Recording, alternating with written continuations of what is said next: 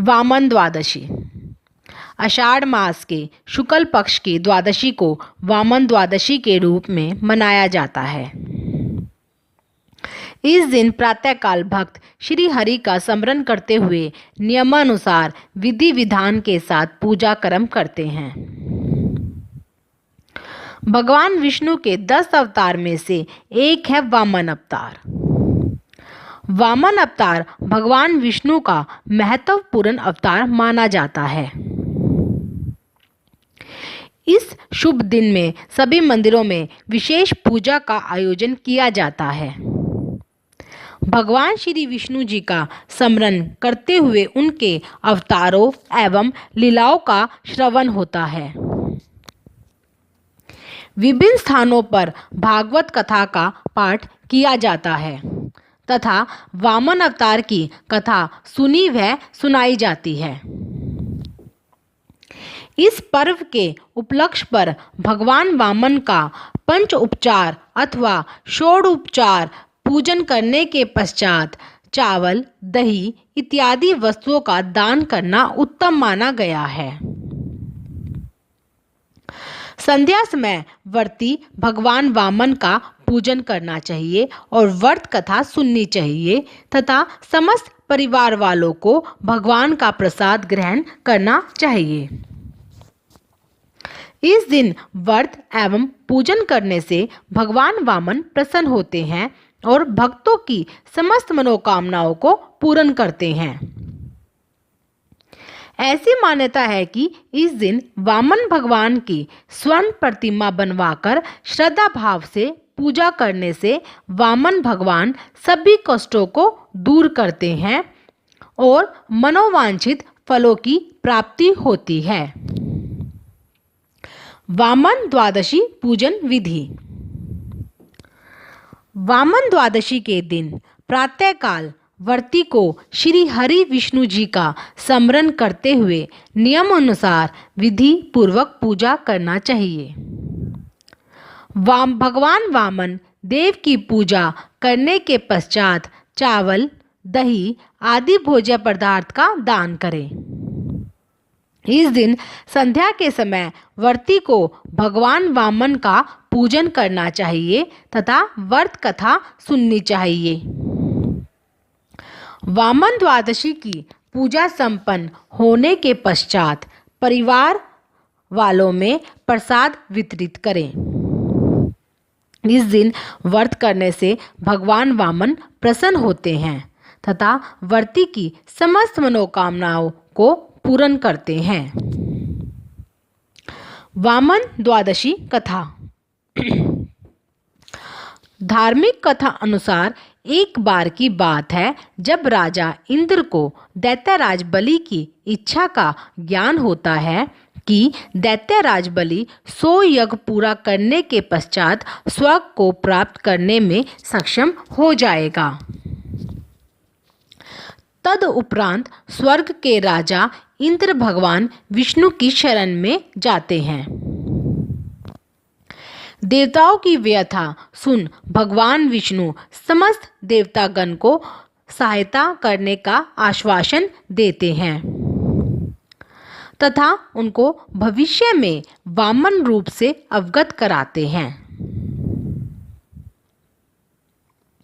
भगवान विष्णु जी कहते हैं, भविष्य में मैं माता अदिति के गर्भ से वामन रूप में अवतार लूंगा। भगवान विष्णु जी के वचन अनुसार शुक्ल पक्ष की द्वादशी को भगवान विष्णु माता अदिति के गर्भ से अवतार लेते हैं तथा बाल्यकाल में से ब्रह्मचारी ब्राह्मण रूप को धारण कर लेते हैं। भगवान विष्णु के वामन रूप का उनके पिता महर्षि कश्यप ऋषियों के साथ उनका उपनयन संस्कार करते हैं। वामन बटुक को महर्षि पुलह ने यज्ञ उपवीत, अगस्त्य ने मृगचर्म, मृचि ने पलाशदंड, आंग्रिस ने वस्त्र, सूर्य ने छत्र, भृगु ने खड़ाऊ, गुरुदेव जनेऊ तथा कमंडल, अदिति ने कोपिन, सरस्वती ने रुद्राक्षमाला तथा कुबेर ने भिक्षा पात्र प्रदान किए। तत्पश्चात भगवान वामन पिता से आज्ञा लेकर राजा बलि के पास जाते हैं। राजा बलि नर्मदा के उत्तर तट पर अंतिम अश्वमेध यज्ञ कर रहे होते हैं। वामन अवतार ले ब्राह्मण वेश धारण धरकर भगवान विष्णु राजा बलि के यहाँ भिक्षा मांगने पहुँचते हैं। राजा बलि बाल्य वामन ब्राह्मण को देख उन्हें भिक्षा देने का आश्वासन देते हैं। वामन रूप में श्री विष्णु जी ने भिक्षा में 3 पग भूमि मांगते हैं। दैत्यराज राजा बलि अपने वचन पर अडिग रहते हुए शंकराचार्य के विरोध करने के बावजूद भी श्री विष्णु को 3 पग भूमि दान देने का वचन देते हैं। तत्पश्चात भगवान वामन एक पग में स्वर्ग को, दूसरे पग में पृथ्वी को नाप लेते हैं। अब तीसरा पग रखने का कोई स्थान नहीं रह जाता है। इस स्थिति में राजा बलि के समक्ष संकट उत्पन्न हो जाता है कि ब्राह्मण वामन को तीसरा पैर रखने के लिए स्थान कहाँ से लाए। आखिरकार अपने कर्तव्यों का पालन हेतु राजा बलि अपना मस्तक भगवान के आगे कर देते हैं। राजा बलि कहते हैं, हे ब्राह्मण देव, तीसरा पग मेरे मस्तक पर रख दीजिए। भगवान वामन ठीक वैसा ही करते हैं और वामन भगवान के पैर रखते ही राजा बलि परलोक पहुंच जाते हैं। दैत्यराज बलि के द्वारा वचन का पालन करने पर भगवान विष्णु अत्यंत प्रसन्न होते हैं। भगवान विष्णु राजा बलि से वर मांगने को कहते हैं। तत्पश्चात राजा बलि उनसे साथ में रहने का वचन मांगते हैं। भगवान विष्णु अपने वचन का पालन करते हुए पाताल लोक में राजा बलि का द्वारपाल बनना स्वीकार करते हैं।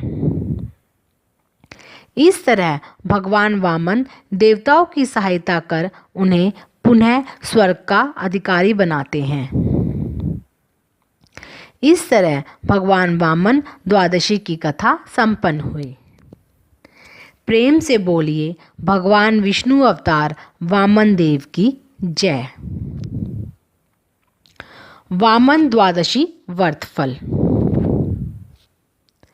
धार्मिक मान्यताओं के अनुसार अगर इस दिन श्रावण नक्षत्र हो तो इस व्रत की महत्ता और भी बढ़ जाती है। भक्तों को इस दिन उपवास करके वामन भगवान की स्वर्ण प्रतिमा बनाकर पंच उपचार सहित उनकी पूजा करनी चाहिए। जो भक्ति, श्रद्धा एवं भक्ति पूर्वक वामन भगवान की पूजा करते हैं, वामन भगवान उनको सभी कष्टों से उसी प्रकार मुक्ति दिलाते हैं जैसे उन्होंने देवताओं को राजा बलि के कष्ट से मुक्त किया था। विधि विधान पूर्वक व्रत करने से सुख, आनंद, मनवांछित फलों की प्राप्ति होती है।